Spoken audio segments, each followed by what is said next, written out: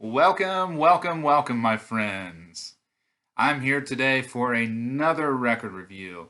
And today, the record is Teenage Fan Club Shadows. Before I get into the actual record, I just want to give you my feelings, my history of Teenage Fan Club. I first heard Teenage Fan Club on college radio.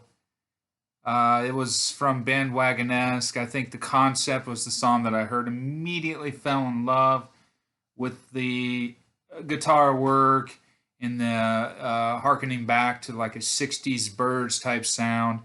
I fell in love with Teenage Fan Club, and going into my senior year in high school, I think 92-ish, that was my summer, was Teenage Fan Club, Bandwagon-esque, specifically.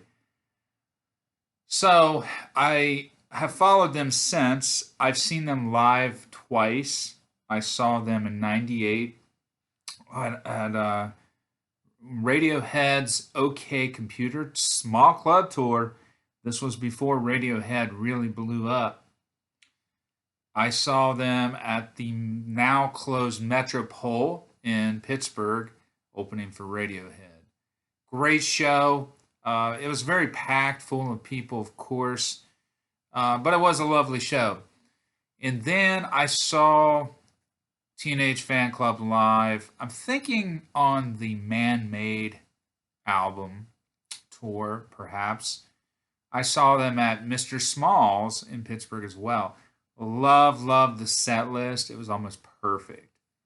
So I have absolutely nothing negative to say whatsoever about Teenage Fan Club. I listen to many genres of music, and they are probably in my top 5 favorite bands of all time. I enjoy immensely. They're one of the few bands, no matter what, when they come out with a new release, you better bet I'm buying it. Okay, so I'm now going to talk about Shadows by Teenage Fan Club.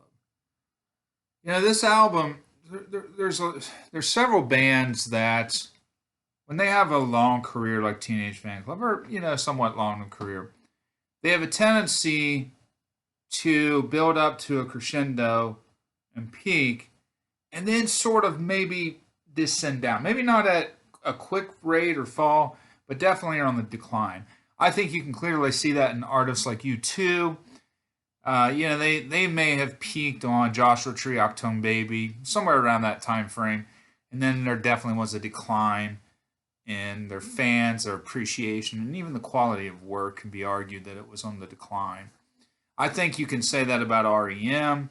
Trying to think what album, probably after Monster, or maybe even started with Monster, you started to see some distancing from what the core of REM really was. And I think there was turmoil in the band.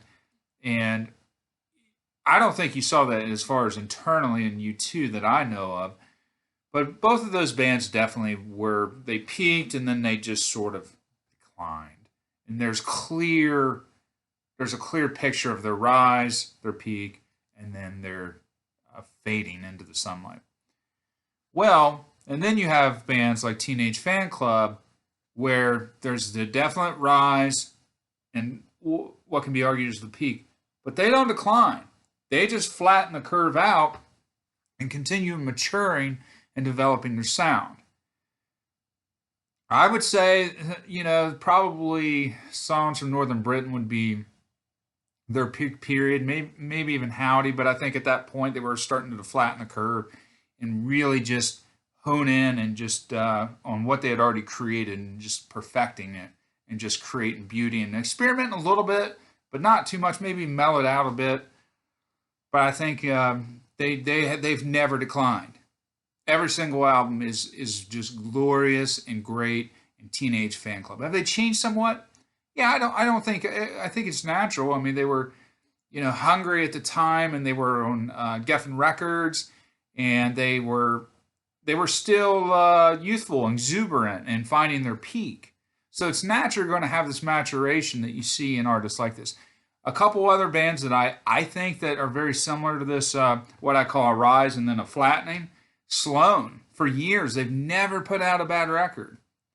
I think the Tragically Hip was like that. I think they continue to produce great material all the way into the late parts of their career. The Meat Puppets. I mean, their last three albums are fantastic in comparison to all their catalog. So there's nothing, in my opinion, that I'm a little concerned though going forward with Teenage Fanclub. I know that they're working on a new album, but my favorite member and songwriter, Gerard Love, is no longer in the band.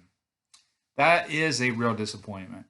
I believe it had to do with touring issues. I don't think he wanted to vigorously tour as much as they had in the past. I don't know the details right now, but I do remember reading about it. So I think he was concerned with touring. And, they just had to make a decision. I don't blame him at all, but for me, I'm a little concerned. It's not the same without him in the band. He is my favorite songwriter. Those songs touch my heart so much. On every album, Gerard Love's songs are going to be the best for me. Norman Blake's my second favorite. He's like right almost there with Gerard.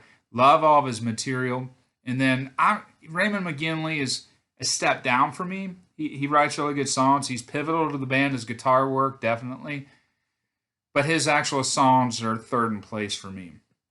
So this album's got that core lineup I just mentioned. And they're not going to deviate. They haven't deviated from that thus far. Going forward, they probably will. I do know they're working on an album. This album, it's a standard just black vinyl.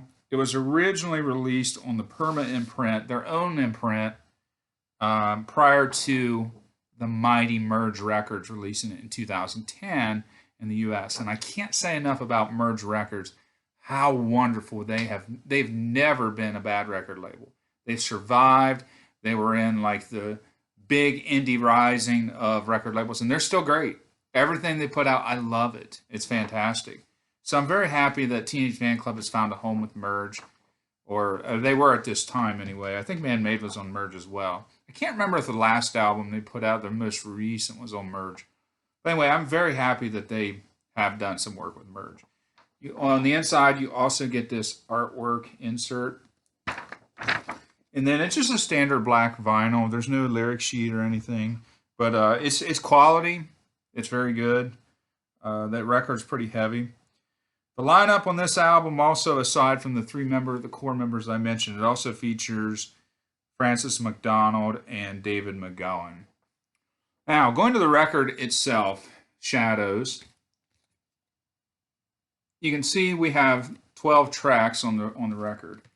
And in typical Teenage Fanclub fashion, the songs rotate and alternate between the three lead singers, McGinley, Blake, and Love.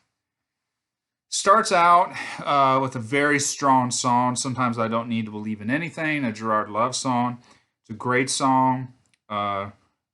Immediately, it's a good song to get your attention. There's an instrumentation section comes in with some strings arrangements and maybe some synths. It definitely adds texture to the song. I don't think it's the best song on the album, but it's a great way to start the album. Oh, then you have the classic Teenage Fanclub, Baby Lee by Norman Blake. Such a beautiful, well-written song. The chorus just catches you and brings you in.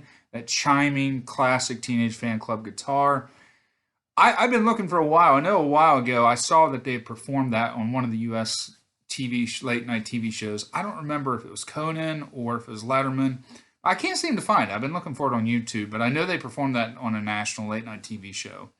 That was like the big single that they were pushing. You heard it a lot on the radio stations at the time, but just a great classic Norman Blake song. I think that on this record, Norman Blake shines. And McGinley's songs, excuse me, he shines as well. His songs are all great on this album too. If anyone, I think McGinley's songs on this are as good as anything he's ever done. They're just wonderful songs. My favorite songs are probably Baby Lee, I would say. Shock and Awe is amazing. I love Into the City It's a Gerard Love song. Uh, and then I think the best, maybe the best song is "The Back of My Mind," which is a Norman Blake song. It's pretty much Norman Blake at his best. It just doesn't get much better than that. But overall, it's an excellent album. It's really hard for me to evaluate a Teenage Fan Club album without comparison to their other catalog, obviously. And this is at a point where they've leveled off and they're going into the sunset, still creating beauty. It's not exploring newer territory, I don't think.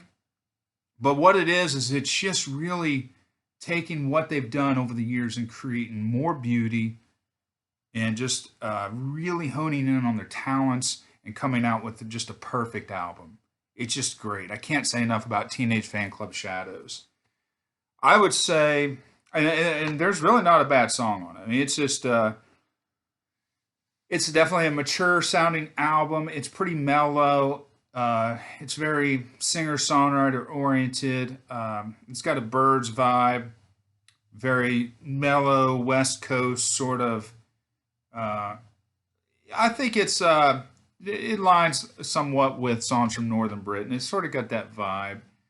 Maybe not quite as striking as songs from Northern Britain, but it's somewhere in that camp, I think, in the Teenage Fan Club catalog. But it's a great record all the way through. If you haven't heard Teenage Fan Club, probably wouldn't ask you to start with this record, although you can't go wrong. I would say if you're just starting out, you want to go towards Grand Prix, maybe Bandwagon-esque, or Songs from Northern Britain. Those are the three, I think, starter albums. But if you are a Teenage Fan Club fan and you haven't taken the time to explore the later albums past Songs from Northern Britain, do yourself a favor and get this album. Shadows is great all the way through. I give it an 8.5 out of 10. And I'm looking forward to seeing what the band does without Gerard, hoping maybe he comes back. I don't know.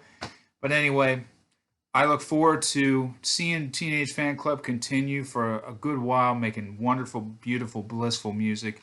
And again, I hope that you like this and go out and buy Teenage Fan Club Shadows.